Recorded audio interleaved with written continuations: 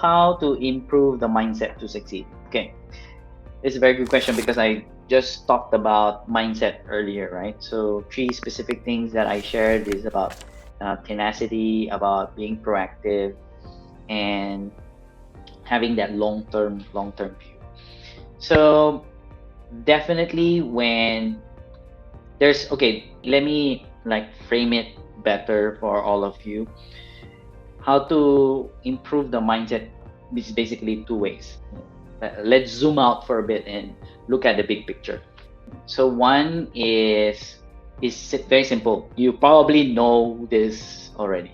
So first one is learn as much as you can, right? So learn as much as you can from reading books or going to courses, trainings, seminars, or you can even learn from other people, whether they have started a business before or it's in the industry that you are looking at. Basically, other people who are related to what you want to go into, right? So learn as much as you can from them. And in fact, because of our information age right now, like in the internet, everything you can Google, like Google, and you learn a lot of things, right? So what happens, it can be overwhelming as well because there's so much information out there. By the way, some information can be like misleading. It might not be appropriate for you, for example. So then the question you need to ask yourself, right, so that you don't get overwhelmed with a lot of the information, is you ask yourself, what is the most important thing that I need to learn right now? So that's the question. What is the most important thing I need to learn right now? So when you have that question, then you can filter out what kind of books you want to read, or let's say, for example, what kind of courses you want to attend, or maybe suddenly you think of specific people that you want to talk to and learn from them. And so you need to filter out from yourself first by asking that question. And so interestingly, that's how I read books nowadays. So I don't read the whole book. And when I say book, like non-fiction books, right? Like books with, how to say, personal development in it. Like, for example, I have Atomic Habits. I have The Obstacle is the Way from Ryan Holiday, Built to Last. I have Art of War, marketing books. I have here on my messy table The Magic of Thinking Big by David Schwartz. So a lot of these books, you actually don't need to read it from start to end. So once you ask the question, what is the most important thing I need to learn right now? Then you can go through the specific chapters in that book and then read from there.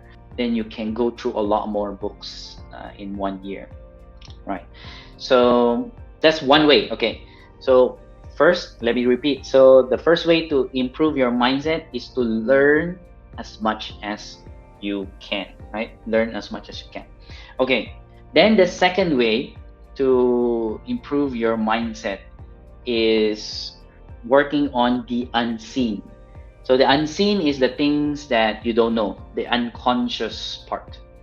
So and this is what we call in our industry the inner work. And when you can work on yourself, and this is going back to another question earlier, is the strengths and weakness, right? If you can work on yourself, do the inner work, then your mindset improves as well. So how do you improve that? One, of course, is get yourself a coach. So a coach will help you dig deeper and get into what kind of limiting beliefs do you have that is stopping you from achieving what you want. And then the coach also asks you like very powerful questions, like questions that you don't even think about. And so that's how a coach will help.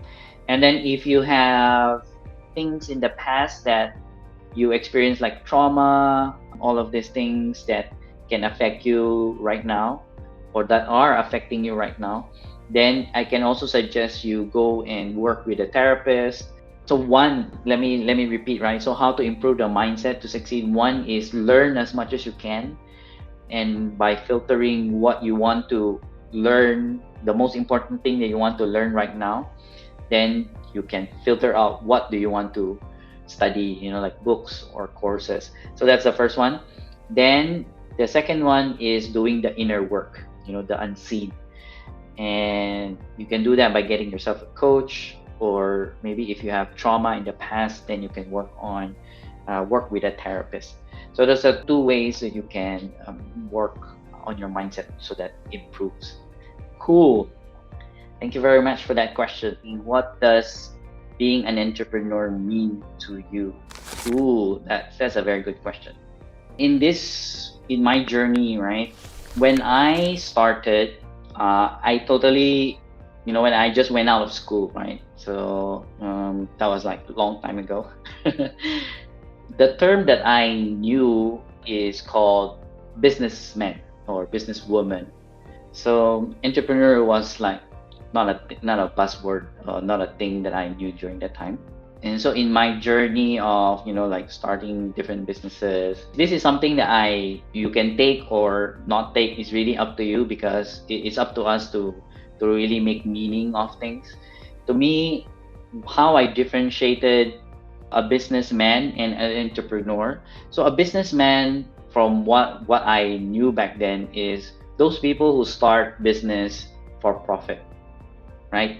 And that was common when I was growing up. A lot of the business people who started their businesses was because they found an opportunity to earn money, and then they started a business, and they started earning from that, and it grew. So something like that. And then entrepreneurs, to me, basically are people who see a problem in the world. They start a venture, a project, a business, will solve this problem, and at the same time earn something from it, right? So that, to me, that was like the main difference. And so that's why I categorize myself as an entrepreneur as well, because that's how I operate.